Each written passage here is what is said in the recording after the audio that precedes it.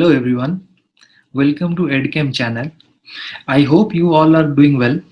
It is a difficult time for all of us, students who are facing a lot of difficulties. Students are not able to attend the colleges, tuitions and the studies. So I bring you a chemistry lecture starting from 11th class. If you are a parent or a graduate student, refer this lecture to a student who desperately need this. If you are in 12th class, so this lecture will be revised for you. And if you are in promoting from 10 to 11th, so this lecture is very highly appreciable for you. So without any doubt, let's start. So first lecture we will come across when we'll enter to 11th class, that is mole concept. So in this lecture we will going to study about concept of moles, calculation of moles, average atomic mass, average molecular mass, empirical formula and molecular formula. तो चलिए आगे हमारे slide पे पहले हम लोग basic से start करते हैं. तो बेसिक कॉन्सेप्ट ऑफ मोल से अब देखो मोल क्या होता है. मोल का definition is the amount of substance that contains as many species या एटम्स, मॉलिक्यूल्स या आयंस या फिर कोई भी पार्टिकल्स हो as there are in exactly 12 gram of C12 isotopes. इसका मतलब कि एटम, मॉलिक्यूल और पार्टिकल का जो अमाउंट है वो इक्वल होना चाहिए 12 ग्राम ऑफ C12 आइसोटोप से. सो 1 मोल का मतलब क्या होता है? 1 mole is equal to 6.022 into 10 to the power 23 species. इसी को हम लोग बोलते हैं एवोगाड्रोस नंबर. अब एवोगाड्रोस नंबर को कैपिटल एन से रिप्रेजेंट किया जाता है. तो जब भी कैपिटल एन है उसका मतलब क्या है?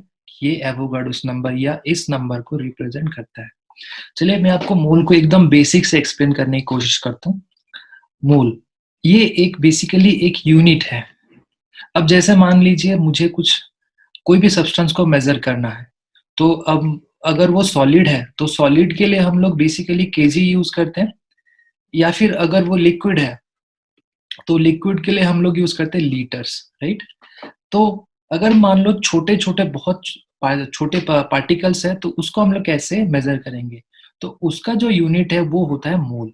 उसको मेजर करने का एक प्रोसीजर है. अब मोल मोल अब इस मोल का यूनिट क्या है? इसको हम लोग लिखते हैं MOLE और MOL. ये दोनों इसके यूनिट इसको यूज किया जाता है. अब नेक्स्ट, अब यहाँ पे हम लोग का बात आती है कि एटम एंड मॉलिक्यूल्स को कैसे मोल से रिप्रेजेंट किया जाता है. एज वी ऑलरेडी नो, जैसे मान लीजिए सोडियम एटम है या हाइड्रोजन एटम है या ऑक्सीजन एटम है, या अगर हम मॉलिक्यूल की बात करते हैं तो H2 मॉलिक्यूल है या O2 मॉलिक्यूल है या N2 मॉलिक्यूल है या H2SO4 सल्फ्यूरिक एसिड है. तो यहाँ पे हम लोग कैसे मोल को रिप्रेजेंट करेंगे? तो पहले शुरुआत करते हैं मोल एटम से. 1 सोडियम 1 मोल ऑफ, मान लेते हैं 1 mole of sodium atom. So 1 mole of sodium atom का क्या मतलब है? That is equal to this much number, that means 6.022 into 22 10 to the power 23 atom of sodium. और इसको मैं जैसे Na से रिप्रेजेंट कर सकता हूँ. So I can write here 6.022 into 10 to the power 23 sodium atom, right. अगर मान लो कि मैं बोलूं कि 1 मोल ऑफ ऑक्सीजन एटम, अब इसका मतलब क्या हो गया? इसका मतलब वही है कि 1 मोल ऑफ ऑक्सीजन एटम, इसका मतलब 1 मोल ऑफ ऑक्सीजन एटम एक टोटल सब्सटेंस को रिप्रेजेंट करता है. अब ये सब्सटेंस में टोटल, ये सब्सटेंस में कितने ऑक्सीजन के एटम्स होंगे? मान लो बहुत सारे यहाँ पे ऑक्सीजन के एटम्स हैं, तो this much number of oxygen atom will be present in the total 1 mole of oxygen atom, right. अब मान लो मैं ऑक्सीजन मॉलिक्यूल की बात करता हूँ, तो O2 oxygen molecule. So oxygen molecule में अगर मैं 1 मोल ऑफ लेता हूँ उसका, तो 1 मोल को एक total, this is a total 1 मोल, ये उसका 1 मोल रिप्रेजेंट कर रहा है. सो 1 मोल में कितने ऑक्सीजन के मॉलिक्यूल्स होंगे? That is nothing but capital Na. Right. So I think ये चीज आपको समझ में आ गया होगा कि 6.022 10 to the power 23 number of oxygen molecules यहाँ पे प्रेजेंट है। अब मान लो उसने क्वेश्चन ये पूछ लिया कि 1 मोल ऑफ ऑक्सीजन मॉलिक्यूल में कितने ऑक्सीजन के एटम्स हैं, तो मुझे एक ये चीज बताइए कि एक मॉलिक्यूल में कितने ऑक्सीजन के एटम्स हैं, that is 2। So 1 mole of oxygen के मॉलिक्यूल्स में 2Na numbers of 2Na numbers of oxygen atom, वो एटम प्रेजेंट होगा, राइट।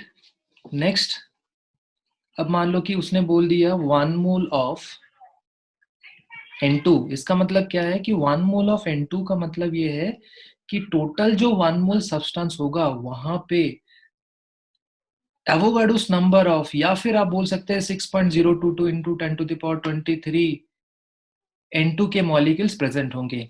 अगर मान लीजिए उसने पूछ लिया कितने एटम्स हैं, तो एक मॉलिक्यूल में 2 है, इसका मतलब 2Na नंबर्स ऑफ नाइट्रोजन के एटम्स प्रेजेंट होंगे।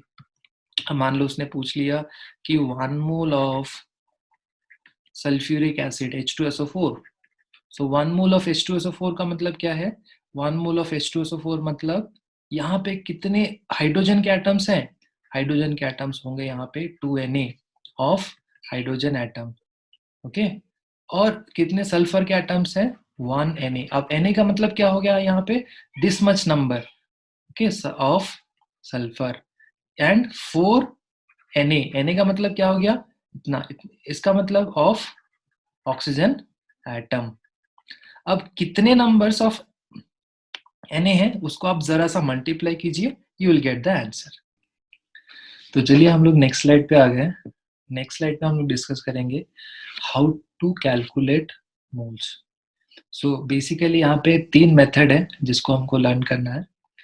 3 मेथड में फर्स्ट मेथड है इन केस ई और इफ पार्टिकल्स गिवन है, कि नंबर ऑफ पार्टिकल्स किसी भी एटम के पार्टिकल्स गिवन है, तो उस केस में हम लोग कैसे कैलकुलेट करेंगे। So number of moles can be given as given number of particles divided by Na। Na is Avogadro's number, जिसका वैल्यू हमें पता है 6.022 इंटू 10 टू द पावर 23। तो given number of particles divided by Na, right. तो उसी को use करके यहाँ पे एक क्वेश्चन है। तो मैं चाहता हूं कि क्वेश्चन नंबर आप वीडियो को पॉज कीजिए और इसका आंसर आप कमेंट सेक्शन में मुझे बताइए। सिमिलरली 1, 2 एंड 3 3 मेथड है, तीनों में ऐसे क्वेश्चन है, तो वीडियो को पॉज कीजिए और उसका आंसर आप बताइए। तो हम इसको सॉल्व करते हैं। n is equal to given number of particles, कितने पार्टिकल्स हैं कॉपर के, 6.022 into 10 to the power 24 divided by what is the value of Na, 6.022 into 10 to the power 23, so that is equal to 10 mole, right। mole is the unit of MOL लिख सकते हो या फिर MOLE, both are correct। Next आगे बढ़ते हैं। For given mass, अगर mass given है तो कैसे हम लोग नंबर ऑफ मोल्स कैलकुलेट कर सकते हैं। So number of moles can be calculated as given mass of the substance, जो भी मास उसका गिवन है, डिवाइडेड बाय ग्राम एटॉमिक मास या ग्राम मॉलिक्यूलर मास। इसको हम लोग देखो कैसे यूज करते हैं। ग्राम एटॉमिक मास का मतलब ये होता है, अगर जैसे मान लो कि कोई भी एटम है, जैसे मान लीजिए सोडियम है, सोडियम इज 23, तो 23 जो है इसको हम लोग बोलेंगे ग्राम। या फिर आप ऑक्सीजन ले लीजिए, ऑक्सीजन इज 16 ग्राम, तो इसका मास जो एटॉमिक मास जो है उसको हम लोग ग्राम्स में कन्वर्ट कर रहे हैं। तो बेसिकली इसका मतलब यही होता है कि mass of any substance in terms of gram. अगर वो 16 है तो 16 ग्राम लिख दीजिए। इनकेस अगर सोडियम है 23 है 23 ग्राम। इनकेस अगर मान लीजिए कोई मॉलिक्यूल की बात कर रही है, छोटा सा एग्जाम्पल लेते हैं, वाटर, पानी। सो हाइड्रोजन का 1 ग्राम होता है, तो 1 इंटू 2, 1 इंटू 2 प्लस ऑक्सीजन का होता है 16, so total is 18 gram. Next इसका आंसर जो है आप मुझे कमेंट सेक्शन पे लिखिए और बताइए। What will be the mass of 5 moles of SO2। 5 moles of SO2 का मास कितना होगा। तो 5 मोल्स ऑलरेडी मोल हमें गिवन है, that means n is given, तो इसका मतलब n is equal to 5. Okay, so 5 is equal to what is the given mass of the substance, जो हमें पता नहीं है, x divided by what is the gram atomic mass. Gram atomic mass SO2 का कैसे कैलकुलेट करेंगे, SO2 is equal to sulphur is 32 plus oxygen, कितने atoms है, 2, एक ऑक्सीजन का 16, 16 into 2 32, that is equal to 64. So this is 64, hence x will be 5 into 64, which is equal to 320. So 320 gram. चलिए हम लोग आ गए नेक्स्ट स्लाइड पे. हाँ, थर्ड मेथड इज, अगर वॉल्यूम गिवन है तो हम लोग कैसे कैलकुलेट करेंगे. तो number of moles is equal to volume of gas at 180 and 273 kelvin. इसका मतलब क्या है कि जो गैस है वो एक स्टैंडर्ड कंडीशन अप्लाई कर रहा है, जो जहाँ पे टेम्परेचर है 273, प्रेशर है 180 है. अब यहाँ पे एनटीपी और एसटीपी का मतलब क्या है. एनटीपी मतलब normal temperature and pressure, STP का मतलब क्या होता है, स्टैंडर्ड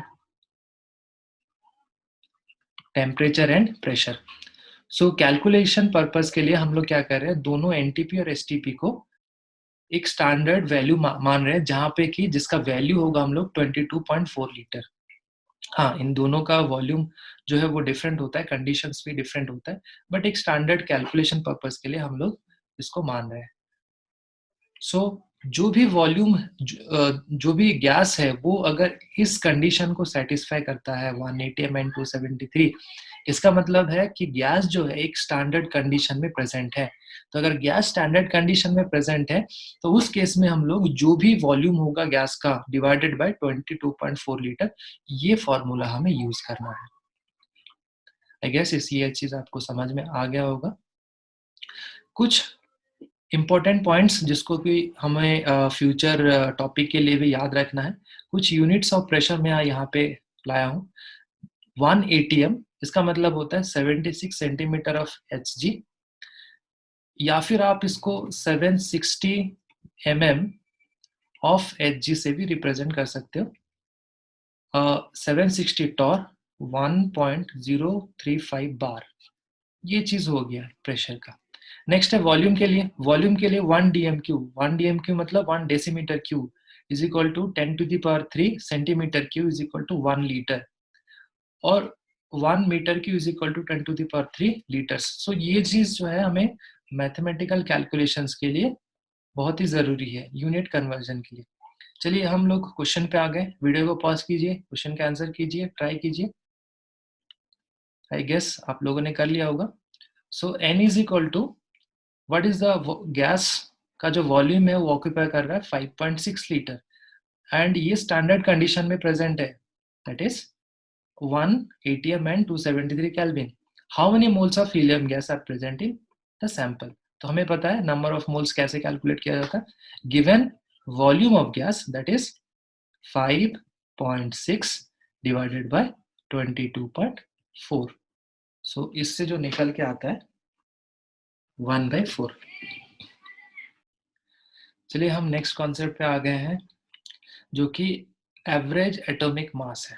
तो एवरेज एटॉमिक मास कब यूज करते हैं, जब मान लो कोई आइसोटोप्स है, तो यहाँ पे हम लोग total mass divided by total number of atoms की हम लोग बात करते हैं, टोटल मोल्स ऑफ एटम की बात कर रहे हैं. सो इनकेस अगर मान लो दो स्पीसीज है जहाँ पे कि वो मिक्स्ड है, और एक का एटॉमिक मास है m1, दूसरे का मास है m2. अब वो टोटल सब्सटेंस में m1 के जो नंबर ऑफ मोल्स है वो n1 है, और m2 के जो नंबर ऑफ मोल्स है वो n2 है. तो उस केस में हम लोग एवरेज एटॉमिक मास कैलकुलेट कर सकते हैं, that is n1 m1 plus n2 m2 divided by n1 plus m2. तो इस फॉर्मूला से बेस्ड एक क्वेश्चन कर लेते हैं. Find the atomic mass of a mixture containing 25% by moles Cl37 and 75% by moles of Cl35. तो इसका मतलब क्या है कि जो 25% 37 है एंड 75% 35 है, इसका एवरेज एटॉमिक मास हमें कैलकुलेट करना है। तो कैसे हम लोग कैलकुलेट कर सकते हैं? देखो 25%, what is the meaning of 25%? 0.25, right. 25% का मतलब क्या है कि टोटल मोल्स अगर 100 मोल्स है तो वहां पे 25 मोल्स जो है वो Cl37 के प्रेजेंट है। अगर टोटल मोल्स 100% है, वहां पे 75 मोल्स जो है वो Cl35 के प्रेजेंट है।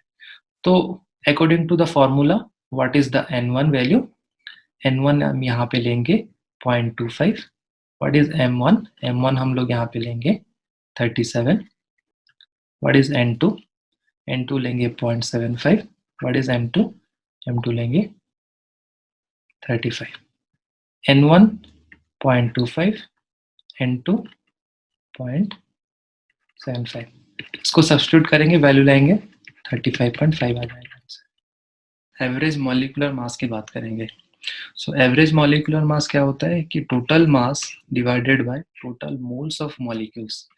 जैसे हम लोग एवरेज एटॉमिक मास कैलकुलेट किए थे, सिमिलरली हम लोग यहाँ पे एवरेज मॉलिक्यूलर मास कैलकुलेट करेंगे। तो मान लीजिए दो कोई मॉलिक्यूल है M1 एंड M2 और वो मिक्स्ड है। आप यहाँ पे दो से ज्यादा भी ले सकते हैं। दो से ज्यादा अगर लेंगे तो यहाँ पे एक और टर्म ऐड हो जाएगा, that is N3, M3 divided by plus N3, जहाँ पे कि N1 मोल्स प्रेजेंट है मॉलिक्यूल M1 के एंड मॉलिक्यूल M2 के नंबर ऑफ मोल प्रेजेंट है N2। तो उस केस में हम लोग मॉलिक्यूलर मास कैलकुलेट कर सकते हैं N1 M1 plus N2 M2 divided by N1 plus M2। चलिए इससे रिलेटेड एक क्वेश्चन कर लेते हैं। Air is a mixture of O2 and N2, जहाँ पे कि O2 के 20% गिवन है बाय मोल्स, N2 के 80% गिवन है by moles. Find out the average molecular mass of air. Oxygen का जो नंबर ऑफ मोल्स है वो 20% है, N2 का 80% है। सो ऑक्सीजन का जो मॉलिक्यूलर मास होगा 16 इंटू 2 32, N2 का जो मॉलिक्यूलर मास होगा 14 इंटू 2 28। तो फॉर्मूला में हम लोग पुट करेंगे यहाँ पे। सो दैट इज 20% का मतलब 0.2, next 32 plus what is N2? N2 is 0.8, nitrogen का है 28, full divided by 0.8 plus 0.2 plus 0.8। तो इसको अब अगर कैलकुलेट करते हैं तो 28.8 आएगा। Next we are going to start empirical formula. Empirical formula क्या होता है? It represent the ratio of different atom present in the molecule. इसका मतलब क्या है कि अगर मान लो कोई भी एक मॉलिक्यूल है H2O2, अब H2O2 में क्या है कि हाइड्रोजन के दो एटम्स हैं, ऑक्सीजन के दो एटम्स हैं। इसका मतलब ये एम्पिरिकल फॉर्मूला सिंपलेस्ट ये बताता है कि हाइड्रोजन एंड ऑक्सीजन प्रेजेंट है वहां पे, राइट। अब मान लीजिए और भी एक एग्जांपल ले लेता हूँ, N2O4। अब N2O4 में हमें पता है कि दो नाइट्रोजन के एटम्स है और चार ऑक्सीजन के एटम्स है। अगर इसका एम्पिरिकल फॉर्मूला हम लोग निकालेंगे तो द सिंपलेस्ट रेशियो में जो नाइट्रोजन एंड ऑक्सीजन कॉम्बाइन करेगा वो होगा उसका एम्पिरिकल फॉर्मूला। तो N2O4 का एम्पिरिकल फॉर्मूला क्या होगा? N2O4 का एम्पिरिकल फॉर्मूला होगा NO2। Next, molecular formula. Molecular formula, it represent the exact number of atoms present in the molecule. अब exact number की बात कर रहे हैं, इसका मतलब क्या है कि H2O2 में exactly हाइड्रोजन के दो एटम्स है और ऑक्सीजन के दो एटम्स है। सिमिलरली अगर हम N2O4 की बात करते हैं तो N2O4 में नाइट्रोजन के दो एटम्स है, ऑक्सीजन के चार एटम्स है। तो ये हो जाएगा उसका मॉलिक्यूलर फॉर्मूला, और इसका एम्पेरिकल फॉर्मूला तो NO2 होगा। एंड H2O2 का एम्पेरिकल फॉर्मूला होगा HO और उसका मॉलिक्यूलर फॉर्मूला होगा H2O2। अब इससे रिलेटेड क्वेश्चंस बहुत सारे पूछे जाते हैं, तो एक क्वेश्चंस मैंने यहाँ पे रिप्रेजेंट किया हुआ है, तो क्वेश्चन को ही हम लोग देख लेते हैं। Calculate the empirical formula for the compound containing 26.6% potassium, 35.4 chromium and oxygen के कितने परसेंटेज प्रेजेंट है। अब वो उसने दे दिया है कि पोटेशियम के ये मास है, क्रोमियम का मास एंड ऑक्सीजन का मास। तो इसको सॉल्व करने के लिए हम लोग स्टेप बाय स्टेप फॉलो करेंगे। सो पहला स्टेप है, आपको हर एक एलिमेंट का आपको सिंबल जो है वो आपको लिखना है। अब कौन कौन से एलिमेंट प्रेजेंट है? Potassium, chromium and oxygen. So potassium का सिंबल क्या होता है? के, chromium is Cr, oxygen is O। अब हम लोग निकालेंगे नेक्स्ट द मास परसेंटेज। अब मास परसेंटेज क्या है कि ऑलरेडी जो है वो गिवन है 26.6% प्रेजेंट है, तो उसको हम लोग यहाँ पे मास परसेंटेज में लिखते हैं 26.6। क्रोमियम का कितना है? That is 35.4। ऑक्सीजन का कितना है? 38.1। नेक्स्ट हम लोग इससे रिलेटेड उसका एटॉमिक मास हम लोग लिखेंगे। What is the atomic mass of potassium? Potassium 39 है, क्रोमियम 52, ऑक्सीजन 16। अब ratio of number of atoms, ये क्या होता है आपका कि जो मास परसेंटेज है, अगर उसको हम डिवाइड करेंगे एटॉमिक मास से तो हम हमारा ratio of number of atoms आ जाएगा। तो इसका मतलब क्या है कि फर्स्ट में 26.6 divided by 39, next 35.4 divided by 52, next one 38.1 divided by 16। जो इसका वैल्यू आएगा 0.68, इसका वैल्यू आएगा 0.68 और इसका वैल्यू आएगा 2.38। सो ये जो वैल्यूज है इससे हमें एक सिंपलेस्ट नंबर निकालना है। तो सिंपलेस्ट नंबर निकालने के लिए हमें क्या करना है, जो लोएस्ट वैल्यू है उस लोएस्ट वैल्यू को तीनों से डिवाइड करना है। इसका मतलब 0.6 इज द लोएस्ट वन, सो 0.6 से यहाँ पे फिर से डिवाइड करना है। तो 0.6 अगर फिर से डिवाइड करते हैं तो this will be simplest one आएगा, दिस विल बी वन, और इसको हम लोग 0.68 से डिवाइड करेंगे, so this will be 3.5 approximate आ जाएगा।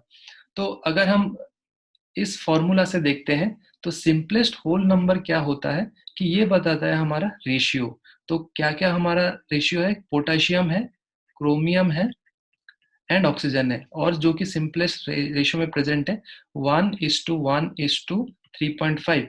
इसको अगर हम होल नंबर लेते हैं तो मल्टीप्लाइड बाय 2 कर दो, तो this one is 2, this will B 2, this will B 7। सो हमारा ये हो जाएगा उसका मॉलिक्यूलर फार्मूला। तो मॉलिक्यूलर फार्मूला में क्या है आंसर उसका आंसर है K2Cr2O7। I hope you like this video. If you want to connect with me in my social media, my Instagram ID is this, and if you want to connect with me in my Twitter account, my Twitter handle is this. And don't forget to subscribe, like, press the bell icon so that if you will get the further notification.